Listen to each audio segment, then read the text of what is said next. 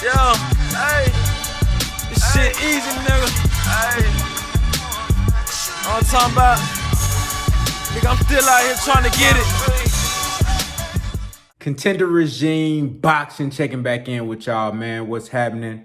So I wanted to talk about Josh Taylor real quick, man. He had did an interview where he was just talking about how determined he was to make the fight with Jose Ramirez for Undisputed at 140, which is one of the best fights that could be made in boxing.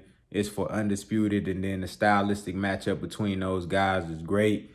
It's a good fight. Both of those guys I view as dogs. Very, very talented and skilled fighters with two different styles. You got Josh Taylor, the more rangy fighter, the more calculated boxer, puncher, can box from the outside, but he can also bang. You got Jose Ramirez, who's a very, very aggressive fighter, loves to go to the body, loves to fight with immense pressure. He kind of reminds me of Sean Porter, but he's a little bit, in my opinion, going forward, and his inside game is a little bit more tactical than Sean Porter.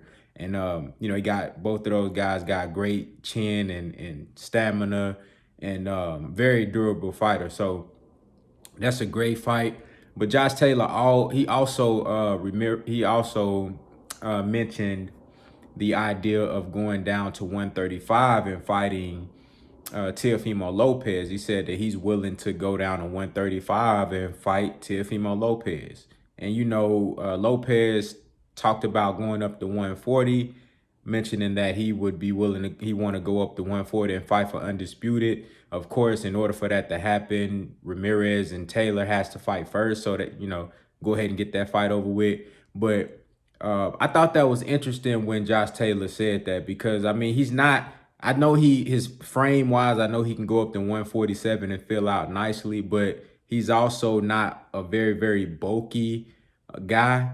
So I believe that he could make 135 comfortably for a big fight and go down there at least for 1 or 2 fights or something like that. And that right there will be a great feat for him to be able to become undisputed at 140 versus Ramirez, if he's able to beat Ramirez, because to me, that's a 50-50 fight. That's a great fight. A lot of people may view Taylor as the more skilled fighter between the two, but Ramirez is a dog. I like that fight, and I think it's a even fight. But let's say, just hypothetically, let's say Josh Taylor is able to beat Ramirez, and then he goes down to 135, fights TEOFIMO Lopez, beats TEOFIMO Lopez, and then maybe he go ahead and fight Devin Haney after that for Undisputed. You know what I'm saying? I know that sounds crazy, but this is how Josh Taylor is thinking. He's thinking, I want to be great. He's thinking on a fast track of, look, I want to be great. He said in the interview, I don't want to be fighting until when I'm 36, 37, 38. You know what I'm saying? I want to be done around age 32, 33. So that seems like, the way he talking, that sounds like a guy that's ready to make big shit happen right now.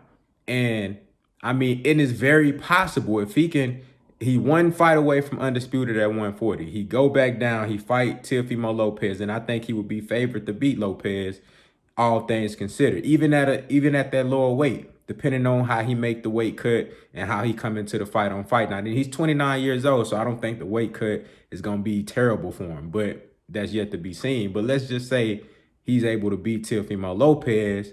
Then you fight Devin Haney right after that for the WBC title. You beat Devin Haney, and you undisputed in 2 separate weight classes at the same damn time. And then after that shit, he could either retire or drop all the belts and then go up to 147 and shit. Fight a Terrence Crawford, fight a Earl Spence Jr., you know what I'm saying? Or fight any other top guy up there.